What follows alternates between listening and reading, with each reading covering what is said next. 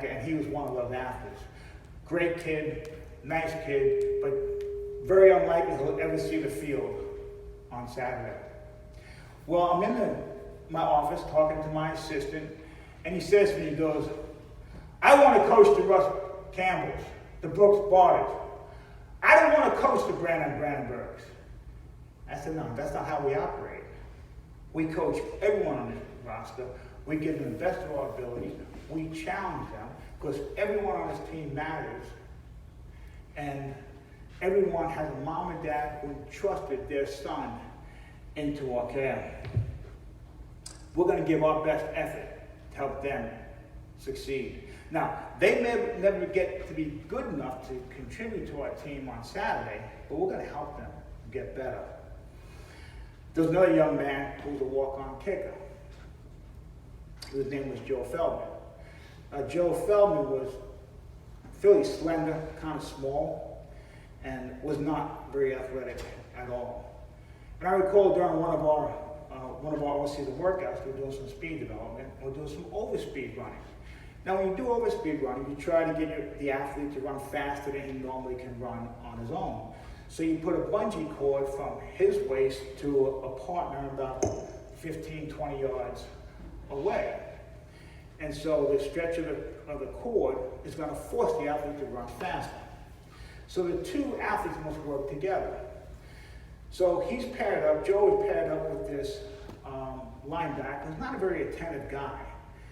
So when I yell, go, they both begin running.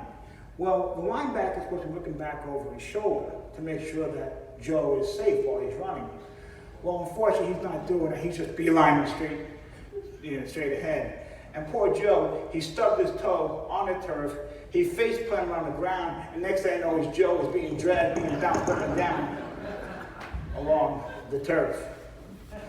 So, like Brandon, it's highly unlikely that Joe was ever going to see the field on Saturday.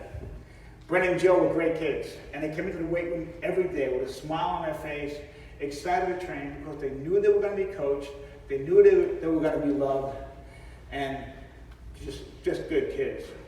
See, I believe everyone matters.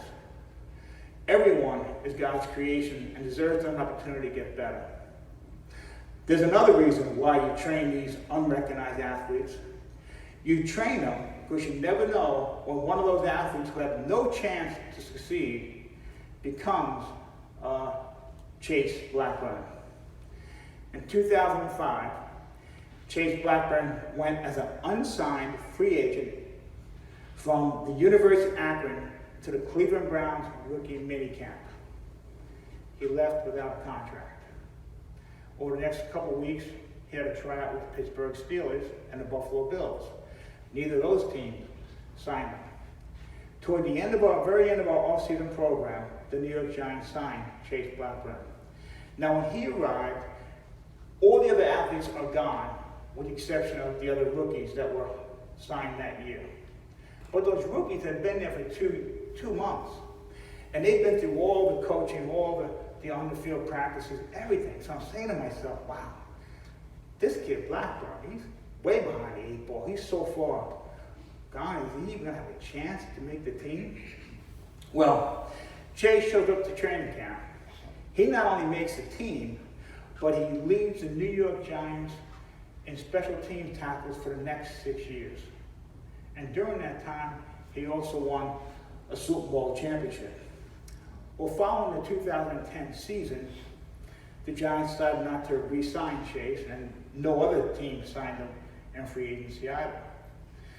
But in that 2011 season, we started running out of linebackers. Guys were getting hurt, and so we needed a linebacker.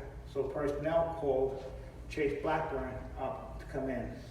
In his first game back, he intercepted a pass from Aaron Rodgers. And then a couple months later, in Super Bowl 46, he intercepted Tom Brady over Rob Gronkowski. So Chase finished his career with the Carolina Panthers and spent 10 seasons in the NFL.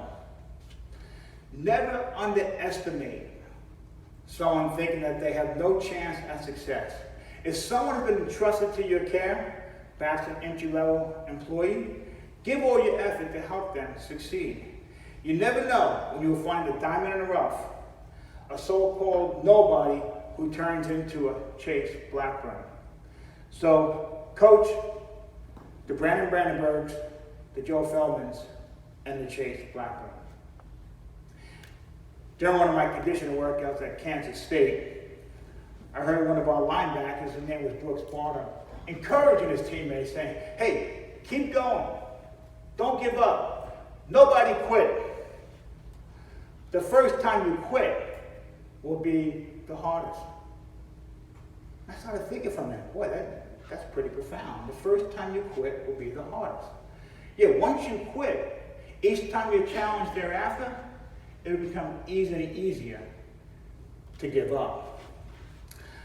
A friend of mine gave me this picture, and I hung it up in my office.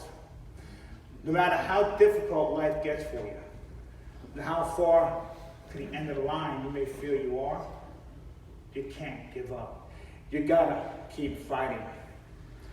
I believe this statement applies to all areas of life. The first time you do anything will be the hardest. The first time you stand in front of a group to give a presentation will be the hardest. The first time you prepare for a job interview will be the hardest. The first time you meet a prospective client will be the hardest. The first time you lie will be the hardest.